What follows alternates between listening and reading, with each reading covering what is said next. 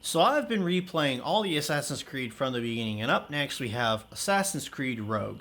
Now, before I get started, this will have some spoilers in it, and I will be basically doing my pros and cons, but I wanted to get that out of the way. So if you have not played Assassin's Creed Rogue, please go check out the game and then come back to this video.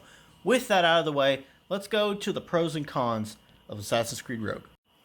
Alright, to start, there are enemies called the Stalkers that hunt you down and can be hidden anywhere in the world.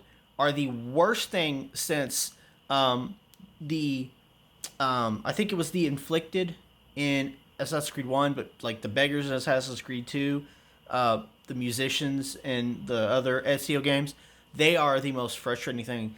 It really brings down the experience when you're trying to explore this world and your screen gets kind of fuzzy because you're like, there's an enemy around here, and you have to be on the lookout.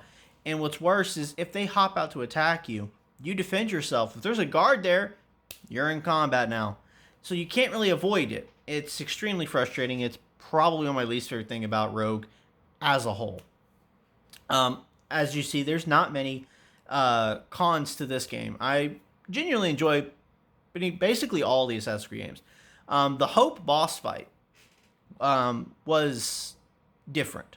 I loved how she was able to use like gas and poisons against Shay. It's something you don't normally get to interact with, but the fight itself was awful. It was so frustrating. It just every time we have any of those moments with the exciting parts, it dragged it down when you had to actually deal with it. But overall, two really only very nitpicky cons, but that's really it for the cons. I might come up with something towards the end of the video, but for now, that's all I have for the cons, so let's move on to the pros. I know I misspelled his name, but Shay Cormac is a unique character. That is a shake-up for the usual that we get in Assassin's Creed. I think his story of assassin turned Templar is what makes this game wholly unique, and I think this is why I think any fan of Assassin's Creed should definitely play this game. Shay is, again, just an extremely unique character, and his story definitely deserves to be told. So early on in the game, seeing how the Colonial Brotherhood function is always exciting. To me, getting a glimpse behind not just the assassin you're playing, but the Brotherhood itself, which we get a really good look at in this game, I think that is one of my favorite parts. I love seeing how differently each Brotherhood is compared to like Altair's, Ezio's, Achilles' Brotherhood. Very different. And if you've played Assassin's Creed 3, it is interesting to see what Achilles used to be like when he was mentor of a Brotherhood. So that, on the lowest scale, I think is exciting and it's worth. Some of the side activities really make you feel like a true treasure hunter. If you're a massive fan of Black Flag and you love just exploring with your boat, or in, that game is the Caribbeans, this one's the North Atlantic and the River Valley. This game absolutely does it. There's some moments where I feel like I was going through, like I was just the Tomb Raider. And I think that is something that you don't get in much of these games, and I think it definitely helps Rogue stand out from the other ones.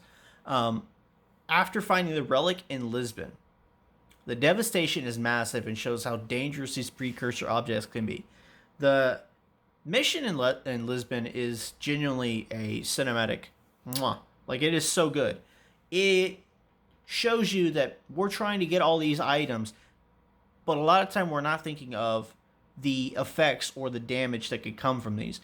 When Shay touches the object, it turns to dust and literally causes a mass earthquake that kills several people in that city, basically destroying the city. And I think adding that unknownness to what we've been hunting for, I think, again, another thing that Rogue does extremely well.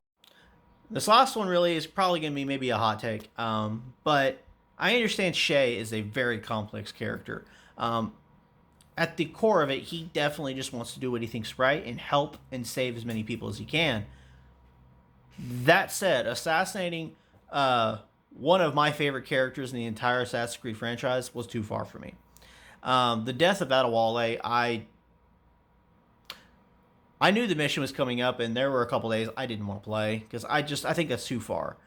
But I'm going to make possibly another video talking about Shay, but I just think he had good intentions, but he went too far. And I don't know if at that point he's a good guy per se, but complex at the very least.